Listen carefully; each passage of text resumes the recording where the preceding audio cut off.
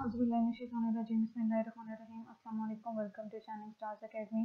आज के इस लेक्चर में हम यूनिट नंबर 7 इलेक्ट्रोकेमिस्ट्री टॉपिक 7.5 जो कि लास्ट टॉपिक है कोरोजन एंड प्रिवेंशन वो डिस्कस करेंगे। इससे रिलेटेड आप लोगों के फेडरल बोर्ड में एक क्वेश्चन मस्ट आता होता है, चाहे वो शॉर्ट में आए चाहे ये पूरा टॉपिक वो लॉन्ग में दे दें, बट इससे रिलेटेड एक क्वेश्चन फेडरल बोर्ड के पेपर में मस्ट आता होता है।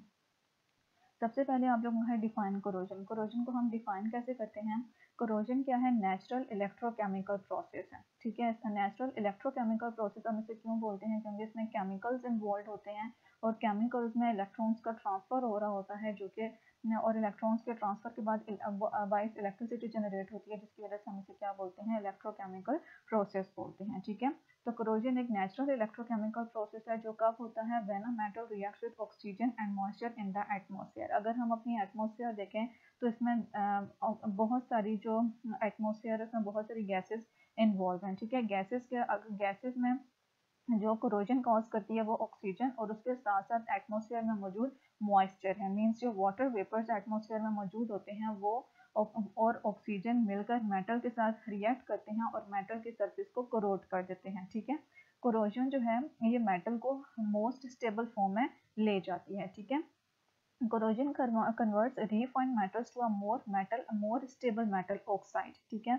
मेटल को उसकी स्टेबल मेटल ऑक्साइड के फॉर्म में कन्वर्ट कर देती है जो कि किसका बायस बनती है? डैमेज का बायस बनती है, जिसकी वजह से बहुत सारे मेटल के बने हुए स्ट्रक्चर्स हमारे व्हीकल्स हैं। इसके अलावा बहुत सारे इक्विपमेंट्स जो मेटल के बने हुए हैं, मेटल में हमारा मोस्ट कॉमन आयरन आ जाता है, इससे बने हुए हैं। तो ये जब कोरोड होती हैं तो ये इन स्ट्रक्चर्स को, व्हीकल्स को और इक्विपमेंट्स को डैमेज कर देते हैं। इस वजह से कोरोजन का जो प्रोसेस है वो हमारे लिए बेनिफिशियल नहीं है। ठीक है, सबसे पहले अगर हम कोरोजन के एग्जांपल में देखें तो हमारे पास रस्टिंग ऑफ आयरन है। अब रस्टिंग ऑफ आयरन से रिलेटेड 3 क्वेश्चंस बन सकते हैं। एक क्वेश्चन ये है, give example of corrosion from daily life. क्या कोरोजन की एग्जांपल डेली लाइफ से रस्टिंग ऑफ आयरन की बनती है? ठीक है, हाउ डू आयरन रस्ट या कोरोड, आयरन किस तरह से, आयरन की रस्टिंग किस तरह से होती है या उसकी कोरोजन किस तरह से होती है। और थर्ड क्वेश्चन इससे बन सकता है, give examples from daily life of redox reaction. Redox reaction की आपने कोई एग्जांपल देनी है डेली लाइफ से।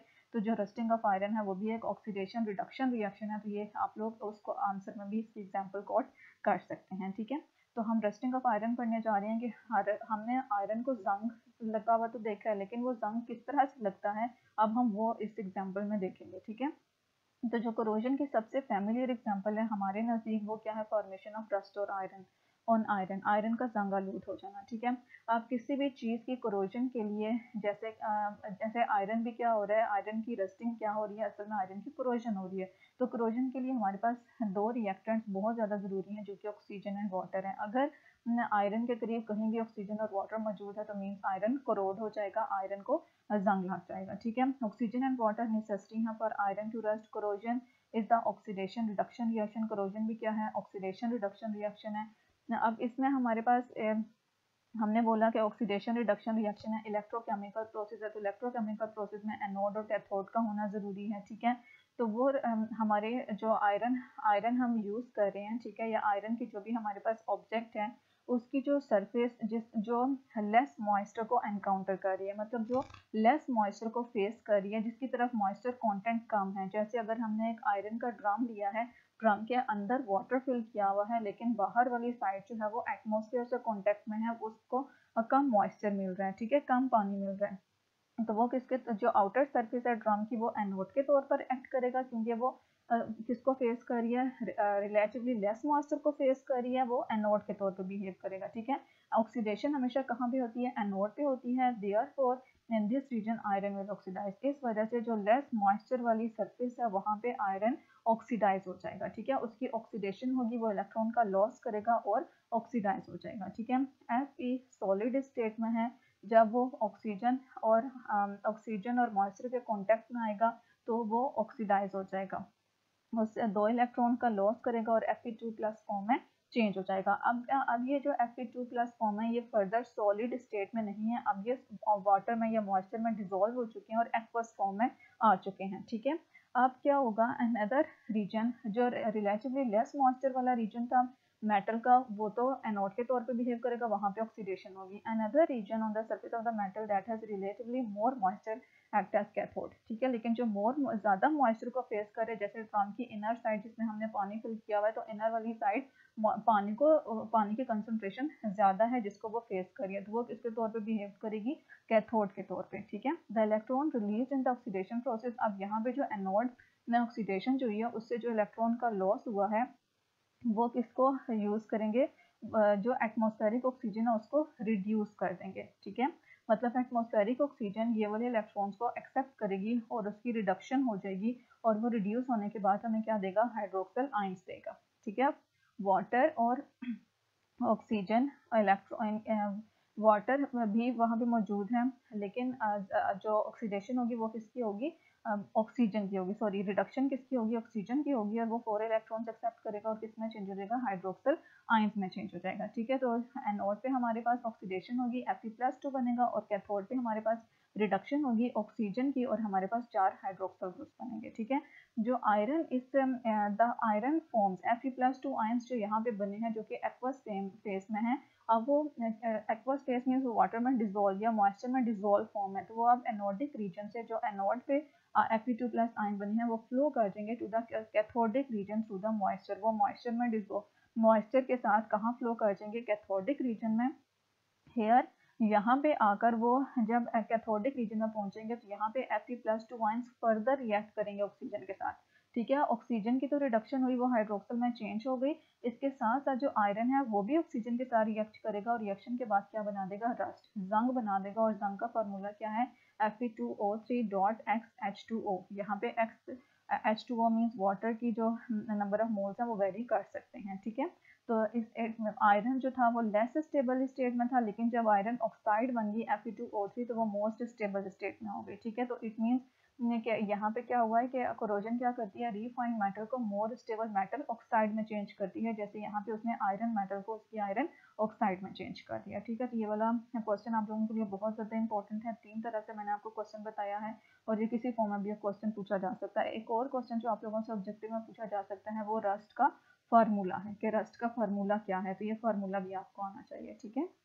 नेक्स्ट है methods of prevention from corrosion, कि हम कोरोजन से मेटल्स को किस तरह से बचा सकते हैं। सबसे पहले तो हमें रीज़न पता होना चाहिए कि हमें मेथड्स ऑफ कोरोजन हमारे लिए इंपॉर्टेंट क्यों हैं, उनके बारे में हमारे लिए जानना ज़रूरी क्यों है। अब अगर अपनी एवरीडे लाइफ में देखें तो हमारी बहुत सारी इंडस्ट्रीज़ में या फिर जो हमारे इंफ्रास्ट्रक्चर्स हैं, जैसे हम अपनी विंडोज़ देख लें, डोर्स देख लें, ये सारे किसके बने हुए हैं, मेटल के बने हुए हैं, ठीक है।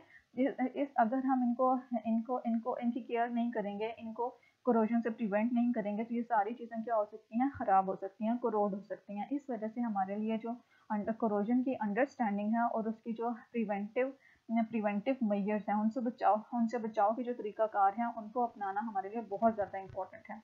Prevention of corrosion is an important way of conserving our natural resources. इसके अलावा प्रिवेंशन इसलिए भी इम्पॉर्टेंट है कोरोजन से कि वो हमारी जो कुदरती वसाइल हैं उनको वो कंजर्व कर सकती है, उनको उनका बचाव कर सकती है।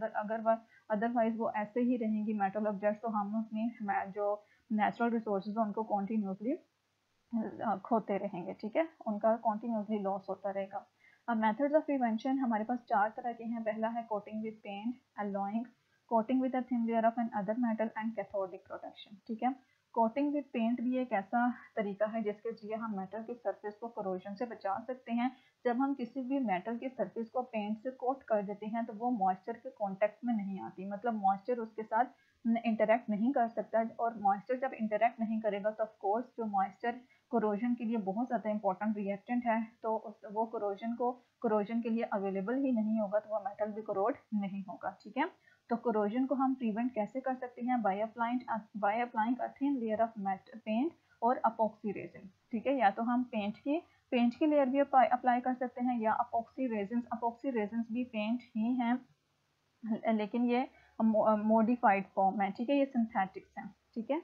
दिस क्रिएट्स जब हम पेंट्स अप्लाई करते हैं मेटल सरफेस के ऊपर तो ये एक बैरियर, ठीक है, एक बैरियर क्रिएट कर देता है मेटल सरफेस और उसके एनवायरनमेंट के बीच में, ठीक है। जैसे आयरन है तो उसके ऊपर जब हम पेंट कर देंगे तो वो एनवायरनमेंट के कॉन्टेक्ट में नहीं आएगा, तो एनवायरनमेंट में मौजूद ऑक्सीजन और मॉइस्चर उससे इंटरेक्ट नहीं कर सकेगा, ठीक है। पेंट क्या है, चीप है, सस्ता होता है and can be applied easily, और हम इसे आसानी से अप्लाई कर सकते हैं। अगर हम अपनी डेली लाइफ में देखें तो cars, trucks, trains, bikes, bridges, इनको हम प्रोटेक्ट करते हैं कोरोजन से बाय अप्लाई।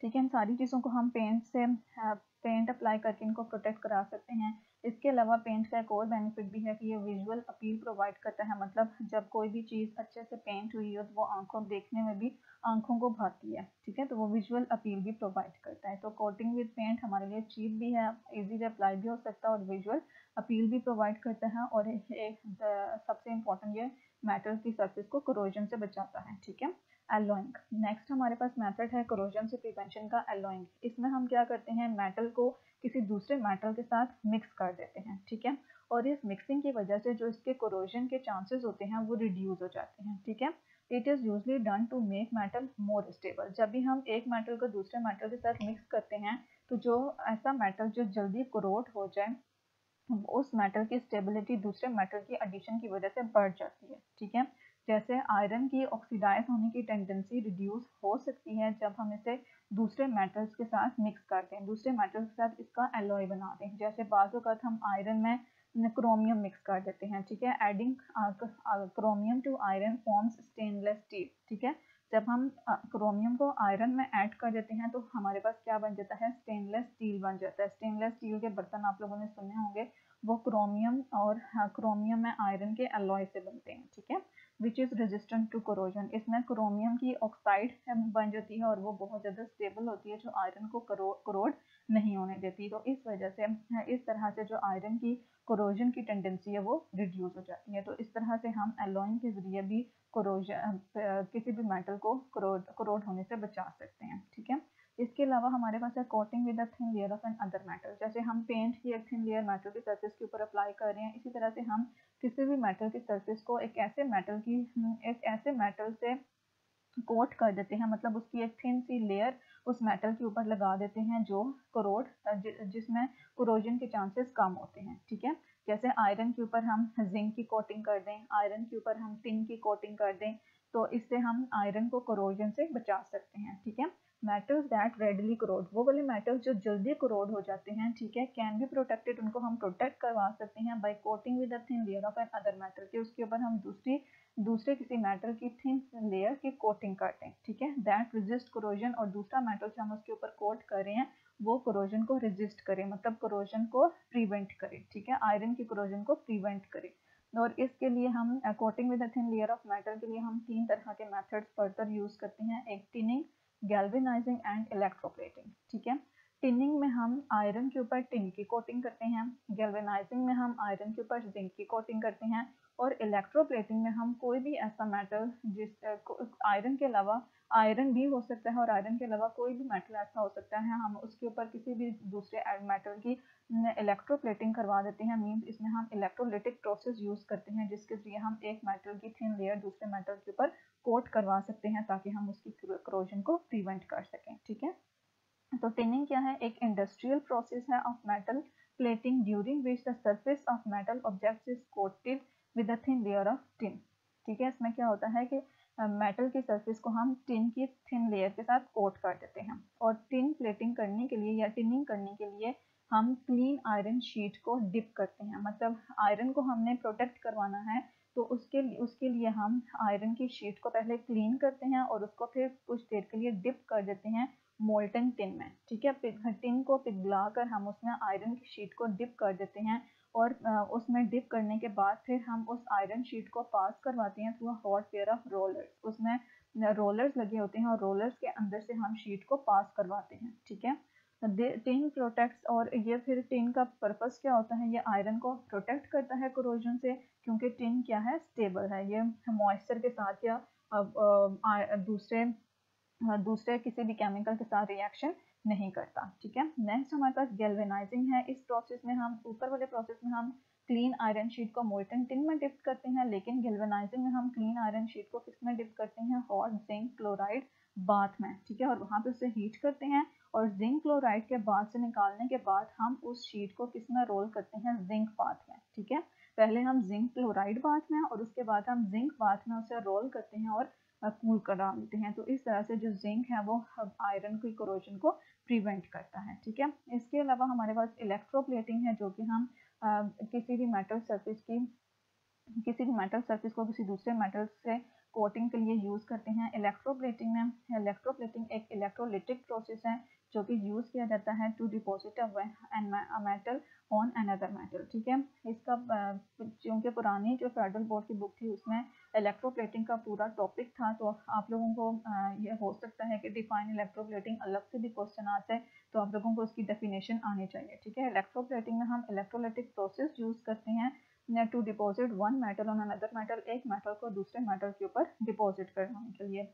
इस मकसद के लिए हम क्या करते हैं, इलेक्ट्रोप्लेटिंग के लिए वो मेटल जिसको हमने प्रोटेक्ट कराना है उसको हम कैथोड बनवा देते हैं, और metal that is used to be deposit, और जिसको हमने उसके ऊपर डिपॉजिट कराना है उसको हम एनोड बना देते हैं। ठीक है, तो इस तरह से इलेक्ट्रोप्लेटिंग का प्रोसेस होता है।